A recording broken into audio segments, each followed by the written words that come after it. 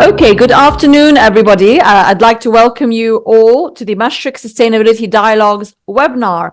My name is Diara Sabak. I'm delighted to be moderating today's discussion, hosted by Mashreq. Of course, that what we'll be discussing today is the S in ESG. How can stakeholders in the Middle East ensure ethical AI deployment while leveraging digital solutions for ESG-driven banking access? And I'm delighted to be joined by a panel of speakers today, and I will introduce them in turn. But Faisal Mohammed Al-Shimari, Executive Vice President, Head of ESG and Corporate Strategy at Mashreq, welcome and thank you for hosting this webinar. And I'd like to start, Faisal, by asking you to really set us off and by asking you how developed the sustainable financing concept is in the region here in the Middle East, and why is it important? Thank you very much. I'm honored and delighted to be joining the distinguished group of speakers today. When we talk about sustainable finance in the region, it's crucial and critical to understand the pivotal role sustainable finance play in enabling achieving the SDGs, the Sustainable Development Goals target from the UN. It's challenging everywhere. The best countries globally are meeting 50% of the targets according to the announced KPIs. Sustainable financing is the way forward to enable achieving the ambitious noble agenda of countries and the United Nations. Without the finance needed and required, there won't be energy transition, there won't be social development, there will be a continuation of challenging economical dilemmas, and redefining public-private partnership is the way forward.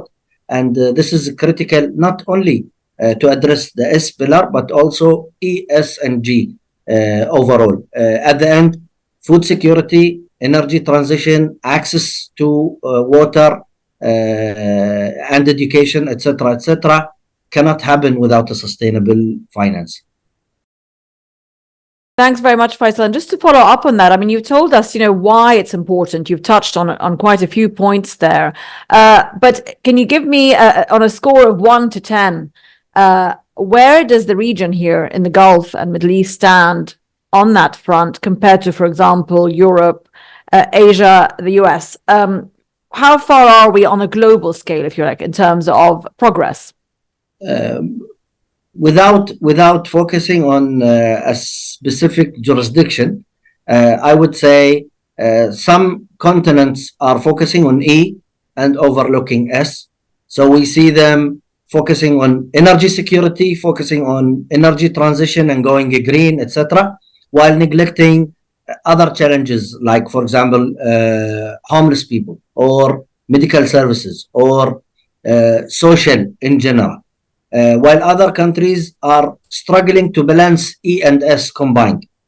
So we are looking at developed countries who are barely providing enough food or medical services to underprivileged families and individuals.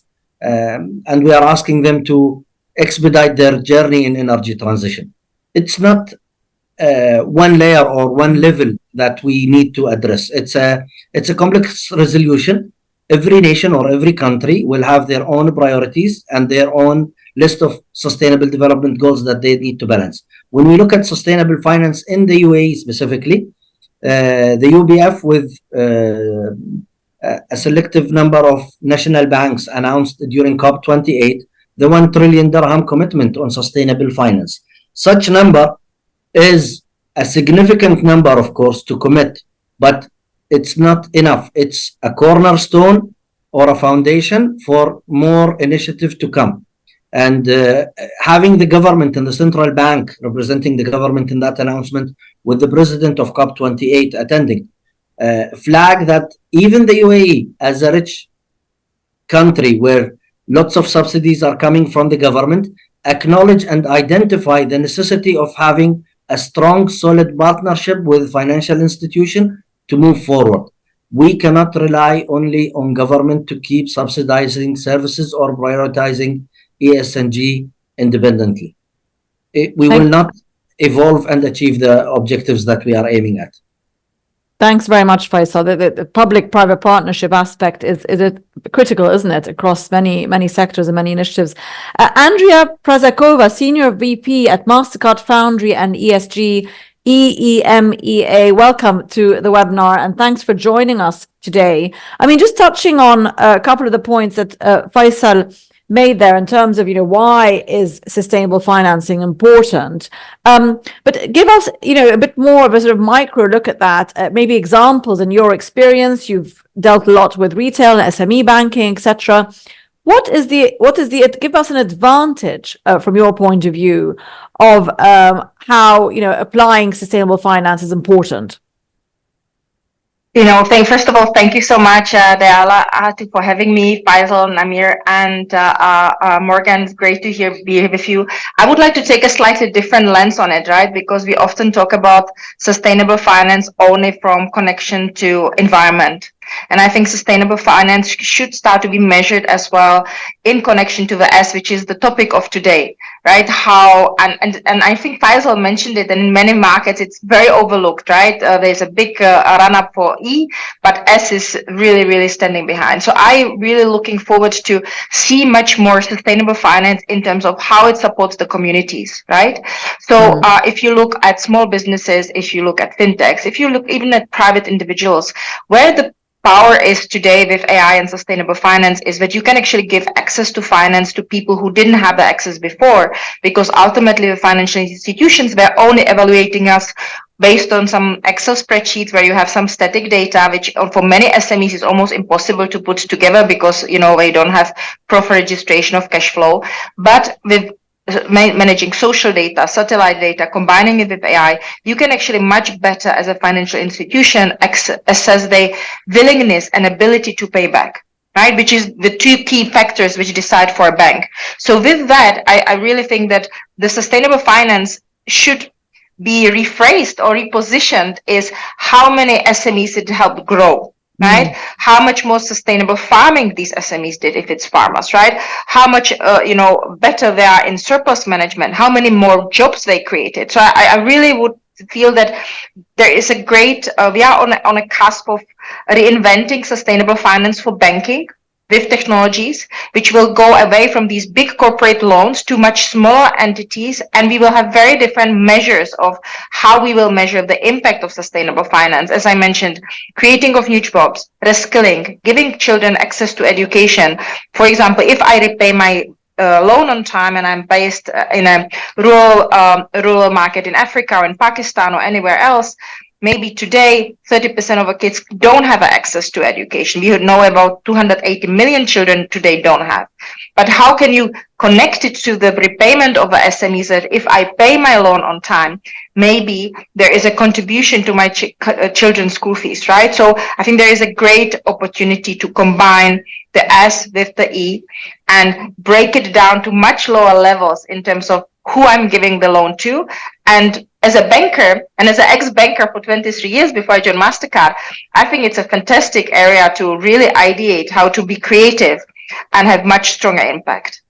And I mean, Andrea, just sticking to that point of sort of extending that value to SMEs, and also, the other aspect is obviously to geographic areas where people don't have access to traditional finance. Looking at the AI in our title of our question today, in terms of the technology part of finance, and how can we use new technologies, new tools within finance to help reach those remote areas, get financing to those who don't easily access it? I mean, technically speaking, is that something that's really still in its infancy? And are there any alarm bells around that we need to be watching out for as well? That's a packed question, right? So let me summarize maybe in short. So I think that there are already a lot of technologies and a lot of fintechs are focusing on the first area, which is obviously scoring. Company like Skiva in the United States, which works very, very heavily using AI for combining social data and financial data to do peer-to-peer lending that also works on SMEs. So really utilizing data outside of a traditional banking system, AI is already deployed, right? And we're talking not about generative AI, but we're talking really deep learning, machine learning, right? And large language models to combine the documentation. I think that's definitely. In terms of giving up loans, I think that the predictability of you being able to pay back and much easier to alternate where do you pay. I think that's also a great power of artificial intelligence, where based on the patterns, Namir is very heavy in carbon credit. So if you take one of his B2B2C customers, which is a farmer, so today it's very difficult for me to predict as a bank if the farmer's crop is healthy, right?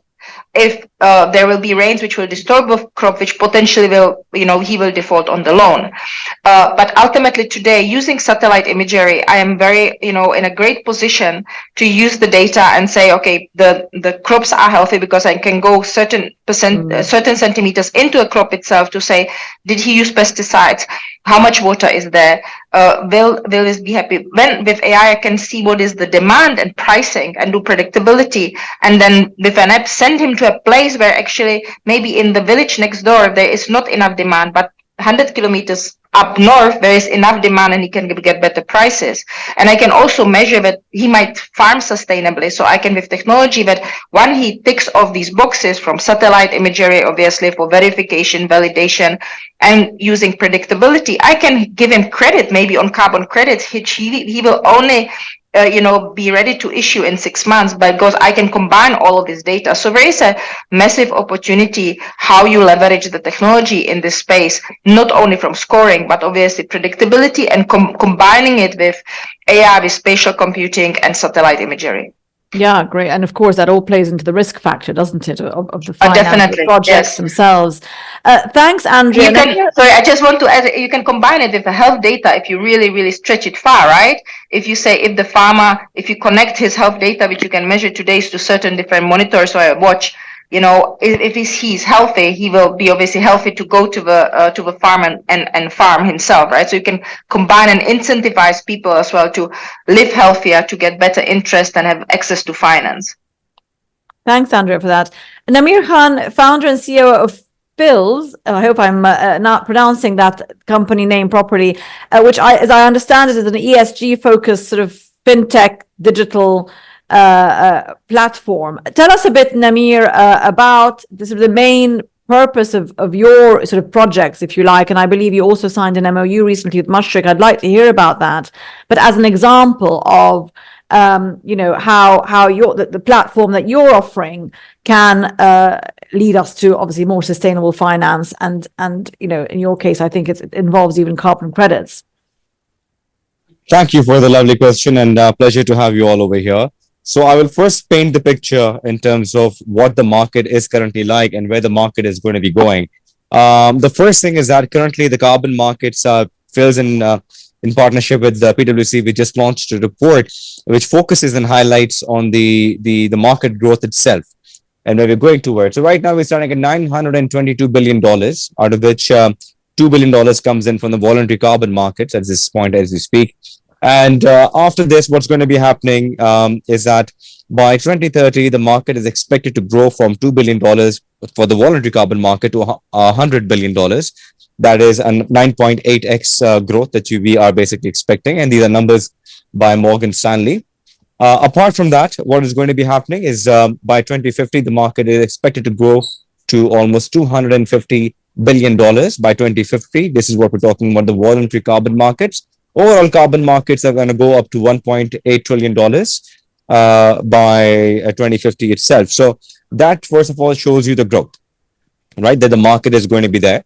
Second, carbon markets today hold tremendous importance because if you look at all the companies, thousands of companies have also, mentioned their overall growth, that overall net zero targets as well. And those net zero targets are comprising a very large portion of that is consisting of carbon credits, because without having carbon credits, you can never hit net zero. Then the other thing is going to be the factor that is very important to also understand is that as per the IPCC reports, as per the previous COP as well, it has been highlighted that 20% of the overall net zero market is going to be achieved by carbon markets. Now, when we see this, the overall opportunity, the economic opportunity, there's a big challenge as well, where there is a demand for the organizations who want to basically offset. There are the means of, first of all, understanding for them to offset were not there. So what Phil's did is that Phil's built an infrastructure which is end to end, which goes from demand side and supply side. On the demand side, we basically have large businesses such as the larger issuers, processors, very public information now that we work with, which enable larger banks as well, which enable larger retailers like merchants, larger merchants, and SMEs as well. Currently, we have connectivity to almost 1.5 million merchants across the region, one of the fastest growing fintechs globally in that case. So helping businesses understand their emissions. And then after that, we connect them to our supply side of the business. Supply is where we have some of the largest providers in the world who are working with us. Mashreq, since Mashreq is a partner, Mashreq knows our partners quite well. So we source our credits from the largest credible suppliers, and then we connect the demand with the supply through a marketplace. So we make it easy and democratize it for SMEs, for independent individuals to be able to offset. Now, while we do this, the important thing that you see in the carbon markets is transparency, auditability, trackability, right? For that, everything that we do is on the chain. We leverage blockchain to ensure that any purchase that we do or any sell, any carbon credits that are being purchased through the platform are recorded on the chain. So ensuring that we're able to bring trust and transparency on the system. So this is what we have done, and this is the first phase of what Phils is doing. The second phase is largely more on the supply Let me get side. back to you on the second phase. Thank you. And that's Please. great. That's great to hear the project that you've done also in conjunction also with Mashreq as well. Thanks for that, Namir. We'll come back to you on that project probably. Morgan Eldred, founder of Digital Energy. Morgan, welcome. Let's talk a bit about one or two of those points that Namir brought up. Connecting the two sides, right? And I'd like to ask you, and you, of course, at Digital Energy works very closely with the energy sector in terms of leveraging technology in that and efficiencies. One question that arises for any sector, whether it's the energy sector, banking, etc., is data security, is transparency. These question marks on as we deploy more and more tech and perhaps take things out of the hands of humans. How do we oversee? Right, and regulate and make sure that everyone still feels secure about participating in such projects. Give us your point of view on how important you think and how advanced you think we've got with the security, the transparency aspect of being able to deploy all this exciting technology for these solutions. Great question, and thank you, Della. So if we look at it, I think the technology, whether it's blockchain, whether it's cloud computing, whether that's even on-premise, private clouds, all that data lakes, all of the fundamental, what we'd call your digital infrastructure has been there, and it's been there, we could say, quite mature for the last 5 years. But when we look at this topic here and the S, I think we're really missing some critical points, right? Like, what is society? So what is a human being, for example? So, Andrea mentioned before, what if we start measuring health data and we get all of that? That's amazing. But if we go back to things like where GDPR came in, Europeans, because of our history, are very terrified about people having lists about us, right? And also, if we are here in the Middle East, it's also quite a private society in terms of my information. And I think this is what we really need to start to think about, because when we start having virtual models of human beings, when we start connecting demand and supply, we will create algorithms and models. We can put you still, maybe not on a spreadsheet, but on a spreadsheet, I know the confines of the spreadsheet. When I start putting that into whether that's a large language model, whether that's agents, whether that goes out there, the machine is going to really learn. It's going to create its own profiles. And when that happens, who's in control of that? Who are the people who are building the models? What is the frameworks that they have in terms of, do they have the right demographics in terms of society? whether that's the moral compass that comes from the ethos, whether that's regional, personal, national, all of these things become really, really important. And, for me, the S really needs to incorporate the fundamental aspects of us as human beings. And now all of a sudden you have a digital twin or a virtual model of me.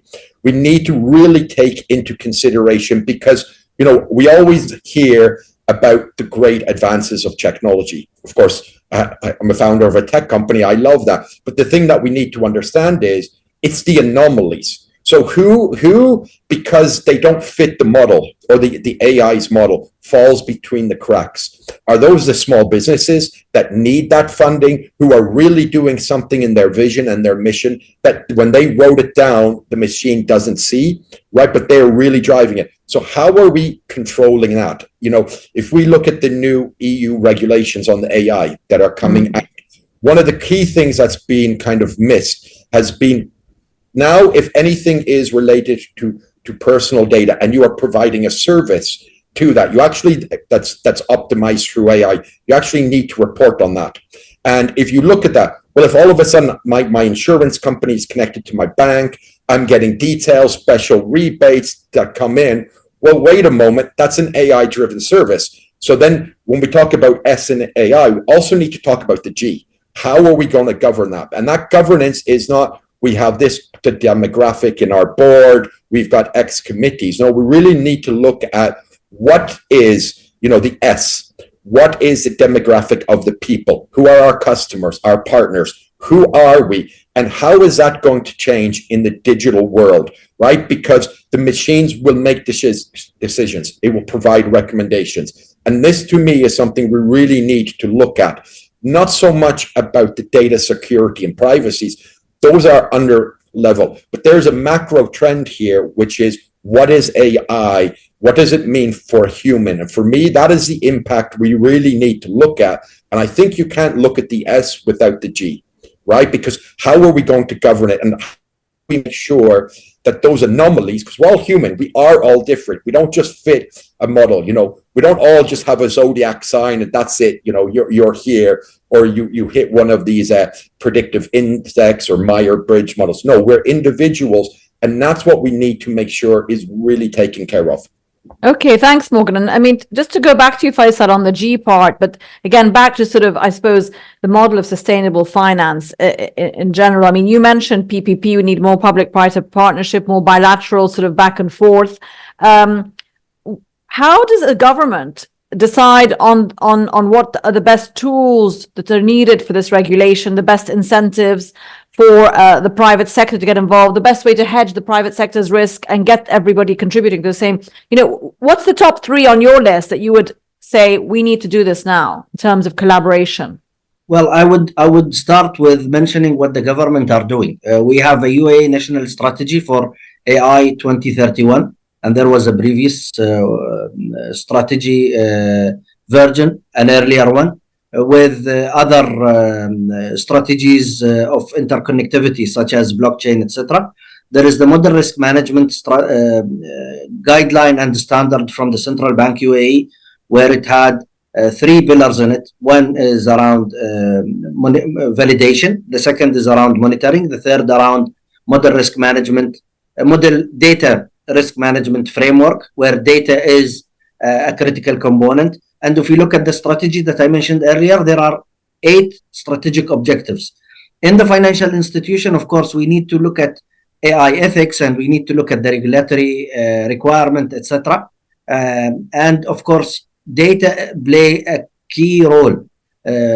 Some models already have been identified to be tending to become biased because it depends. The dependencies on the data is bias. Ethnicities, certain social sectors, etc. So we need to redesign and integrate the regulatory framework with the expected delivery. If we are aiming to have a human-centric approach, we need to kind of redefine our social taxonomy and interconnect it with the existing regulatory framework, whether it's model risk management standard and guideline that came from the Central Bank UAE, or if it's the AI strategy, or even public-private partnership, let's call it 2.0, including BOT or PPP, build, operate, transfer. If we look at the model of using social impact bonds that was delivered in England more than 10 years ago, or even 14 by now. When they introduced the concept, the aim was to reduce crimes and to address the necessity or the requirement of underprivileged family. The framework and the ecosystem came from Bank of England with Ministry of Justice and other respected institution.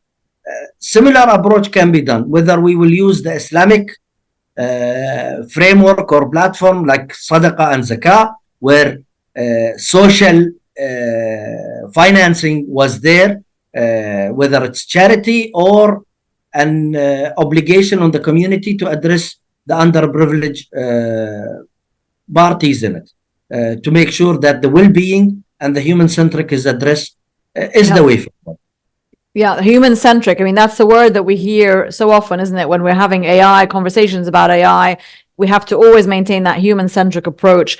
Andrea, just back to you on that. I mean, you know, is there a way of, are we at the stage now where we can set limitations on AI? I mean, or is it too late for that? And secondly, what's the thinking in business and in finance around, you know, maintaining a balance between human and machine interaction in terms of the tools, the knowledge that's going into solutions? I mean, I know that's a bit of a general, maybe confusing question, but I think you will understand what I'm trying to say. Yes. You know, the balance and the human-centric while maintaining innovation and moving forward. Yeah, I have to say I really love what Morgan said, right? That it's about humans, and I think again we often forget that, right? That we are the basis of everything. And I just want to maybe highlight some numbers so that we bring it alive, right? I mean, McKinsey is predicting that by 2030, about 800 million jobs will be automated, right? Already by next year, we expect about 100 million jobs or 90 million jobs to be obsolete and about 90 million new jobs be created, right? And I think that one of the, for me, the most pressing issues which company needs to address right now is upskilling and reskilling of employees. There is, even though there are so many webinars, so many white papers written about AI, the number of people who are actually exposed to AI over and above using ChatGPT sometimes it's very minimal. So in order to be able to start to actually really address the issues of, you know, how the large language models are put together. When Faisal was talking about biases, of course we have biases in AI because AI is our mirror. It's us. Just, you know, now we're looking at how ugly it is sometimes, right? Because it took the entire history, all the books, everything which ever happened. So it's the machine itself is not biased, right? It's the input which is there. Yeah. And in order to be able to start to manage this properly, we need sufficient amount of people who understand how to deal with it, not purely as users, as consumers, because that's the danger which I feel, that companies are very fast now. Let's put a chatbot into place. Let's, you know, see how we automate this. But I feel that the humans in the companies are now being left behind. There are obviously some fantastic examples on the market like Accenture, who I think been pioneering really the work of upskilling and reskilling. But again, to point what Morgan was saying back to humans is, if we say, you know, let's focus on the technology, I think that we need to focus on humans. We need to be very fast to upskill people, reskill people. If your job will be fully automated, your job would be augmented, what is your next future? Right? What will you do next?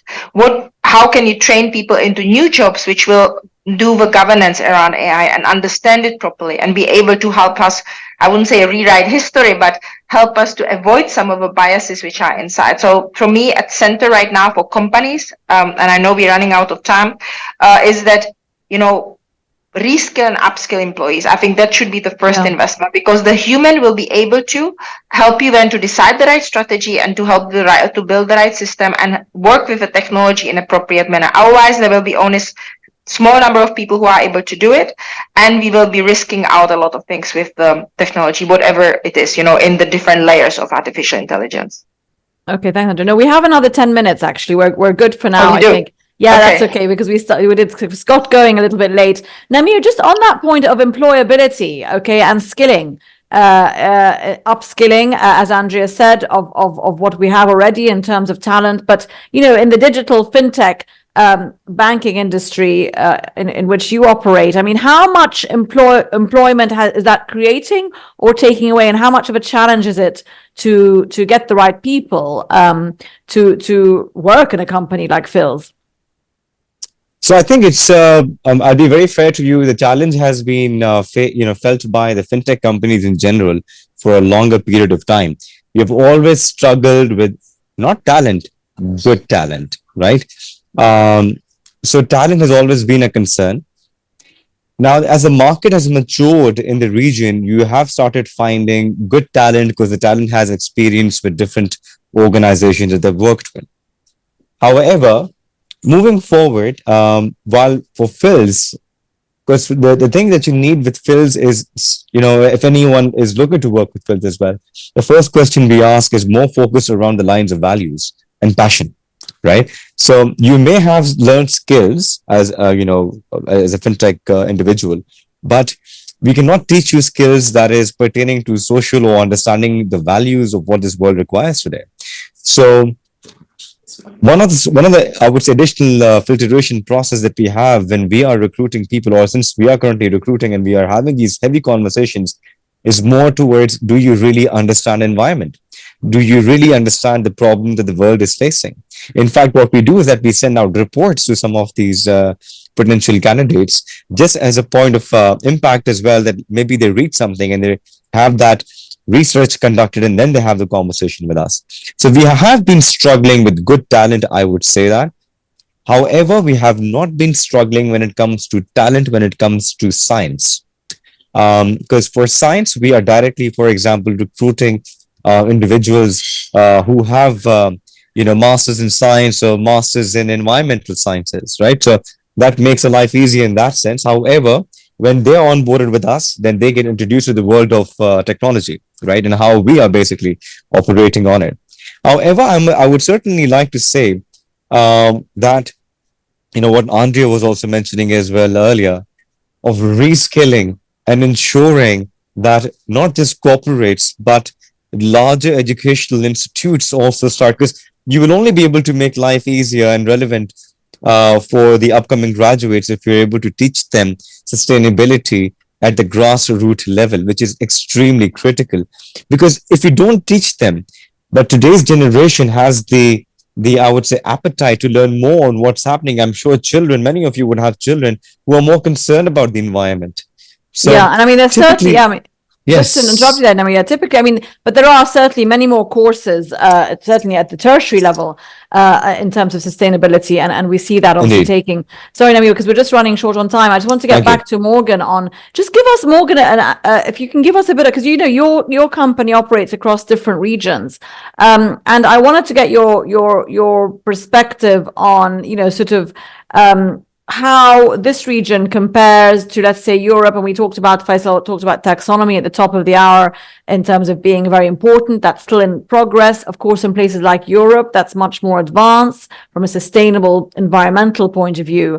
How is there a best practice sort of cycle that this region can learn from others on this topic of AI in finance, or is this just a novelty for everybody really, and we're all working and moving in tandem? So I think it's really the latter. I think, because AI or when we say generative AI, let's actually call it what it is. It's AI to the public, right? So that's what it is, right? Much more than Siri or, Google. It's actually there and can respond back to us. And this is hit the whole world. So there is nobody really ahead of the game on this, right? The leaders are being defined now. When we look at that, of course, if we're talking about sustainability, the EU is, of course, miles ahead of everyone because they have been, and that's going to be harder. But that's not AI, right? If we look at the ability to adopt technology, I think there's nobody, I think North America has always been the leader at adopting technology, whether that's small businesses that want to create a franchise. They have branding. They start using, they invest in small work management tools. So North America's always been faster at its adoption. And one of the reasons is it's got one of the largest SME businesses, right? So it's made up of a lot of these small, medium enterprises. Now, of course, a medium enterprise in the US can be a corporate in other places. So the US has been historically the faster on adoption. But the concept of how we are going to infuse AI in our lives and in our businesses, there is no best practices. The only thing is a lot of the research I'm currently working on is systems. And I don't mean technical systems, I mean business systems, right? Not just processes, not just technologies, but the systems we operate. And what I am seeing is the larger organizations who historically have spent the money on retraining, on change management, they're the ones that struggle the most with systems because they are looking to optimize at the scale, right? And reduce economies of scale in that. And when we start looking at those systems, because of the width, they're inflexible. So when we start looking at how do we embed AI, I think what we probably need to do is look first in the home. How are we as humans starting to adopt it? Use ChatGPT, or, how then do we bring that to our organizations? How do we make our organization decision-making processes, right? The actual processes, who can approve this, who can approve that, for example. How can we take that and kind of elevate it up? So I think the thing that we really should be focusing on here is systems, i.e., pure in the sense, the people, the processes, the technology. I think we will find the leaders because it is an emerging thing. I think what we will find is are the ones focusing on what. So if you're looking at the future of work, which, Microsoft, Accenture, McKinsey, all of them have been focusing on, in my own view, they have missed out because they've not looked at the systems, because that's where it kind of comes together. And I think, if we start looking at how we can apply systems, we can do it. If you look at parts of the UAE, let's say Dubai, its ability to adopt technology, because it has a very strong, mature digital infrastructure, is very high. And I think it might be one of the future leaders. And of course, there's been recent talk about, OpenAI working with, Microsoft and the UAE to make it a test bed. But I don't think there's no set answer yet. I think it's more about where we're going to focus and this. And one thing on the people, what I have noticed, some people are also using these large language models and they're taking it blindly. So they're not interacting with it in the right way. They're just putting in their prompts, and whatever they get, they put that and they deliver that. So we're at the very start of that, aren't we? Everybody's sort of experimenting. And again, that's where it comes down to not regulation, but obviously monitoring how this new technology is being used and how far it can be implemented into what systems. Faisal, I'm going to go back to you and thank you for hosting this webinar. We are running out of time now. We have a couple of minutes. I'd like to go back to you just to wrap this up for us. In terms of your main takeaway challenge, if you like, for this panel and for our viewers, what would you say should be sort of top of the agenda to resolve so that we can sort of advance on this front? I think we need to collaborate with the government to have access to the required data and the information, and to amend the changes needed for the social taxonomy. Of course, tax rebate, incentives, and tax deduction, among other incentives, need to be taking place. At the end, when we talk about social and green, we need to reduce the risk. Our risk appetite reflects with our ability to lend. And without reducing the risk from the government side by redefining our collaboration with them, we will expedite our journey in enabling social financing. Again, this requires transparency and open dialogue.